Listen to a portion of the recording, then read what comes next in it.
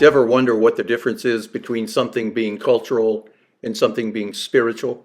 Oftentimes we get them confused particularly after we've practiced something culturally that's religious for a long time, we assume that it's also spiritual.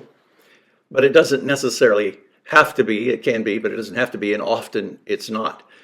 The inverse of that is true as well. There are many things that are spiritual, but they're not cultural. In other words, they're taught in Scripture, but they're not something that we practice in our society. And I want to give you an example of one. 25 years ago, I was in a PhD program, and the program required that you do a semester of it in Tokyo, Japan. So I went there, and I was making my way to the subway station one day from the hotel where I was staying. And when I got to the subway station, there was literally thousands of people there. I mean, thousands. Something like 2 million people a day ride the subway system in Japan. And when I got to the platform or the escalators that take you down, there are 5 sets of escalators that go either direction. And I could look and see this older couple on the one next to me. And all of a sudden I had the thought of what's going to happen to these people when they get to the bottom of this escalator and they're thrown out into that sea of people. And I was just like horrified that I was going to watch something I didn't want to see.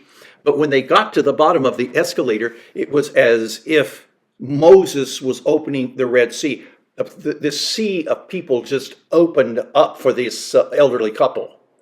It was incredible to see. I mean, it was just like a magic that happened. And they made their way over to the subway. And when the doors opened, the people on there had profound respect as they were getting off, not to bump or hit the people. And before anyone else got on, these people took their seat, sat down, and then the mass of people got on the subway after them. Now, as I watched that, I thought, what a way to respect people that are older. The truth is, it wasn't something that they did because they were nice or isn't that wonderful that they do that. It was something that they were taught as a part of their culture. Much like if a fire truck came up behind me, I would pull over.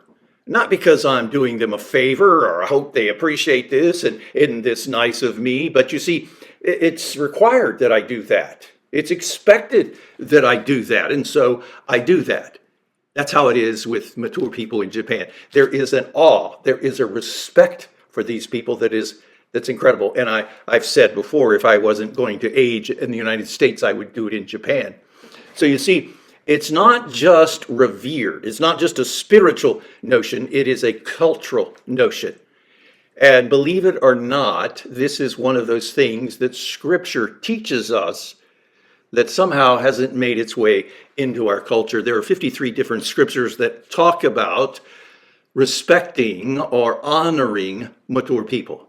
Everything from your parents to widows, that we are to honor them, that we are to take care of them, and that we are to do this because Scripture teaches us to do it. Starts all the way in the book of Exodus, goes all the way into Timothy, that this is to be a part of our life as believers. In fact, he says, if you don't, he says, you're no better than non-believers.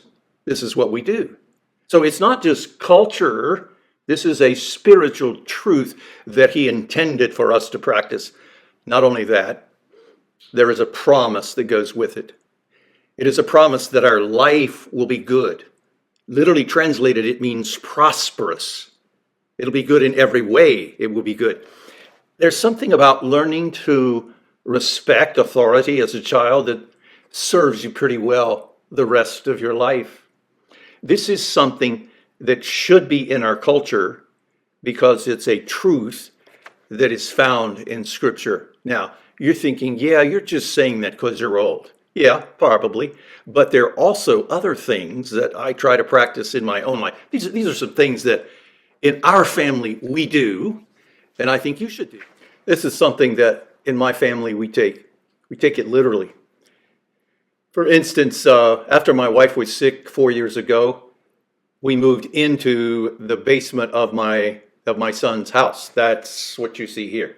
This is a a basement apartment. It's a separate living quarters, and we've lived here for the last 4 years.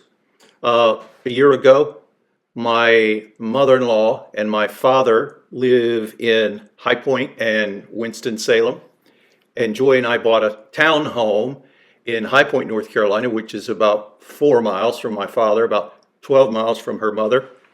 And we live there 3 to 4 days a week so that we can visit with them, take care of them, do doctor visits, and all of those things that you have to do, because this is a priority in our life. And it sounds great and it sounds noble, but it's really something that Scripture teaches, and it's something that Scripture says there is a reward in having done. Probably the most important thing is I had no idea the joy that it would give me in the moment doing that with my father and for my father, and the sense of security and warmth that it gives to him because we are there. The same thing for my mother-in-law. My wife visits her like I visit my father, and she spends time with her, and there is a sense of security and warmth that it gives to her as well. We do this because we love doing it, but it is also something that Scripture says that we should do because it's something that Jesus taught, and it's a truth taught all the way back in the Old Testament. Taking care of your parents is not just important. It is something that we are taught to do by Scripture.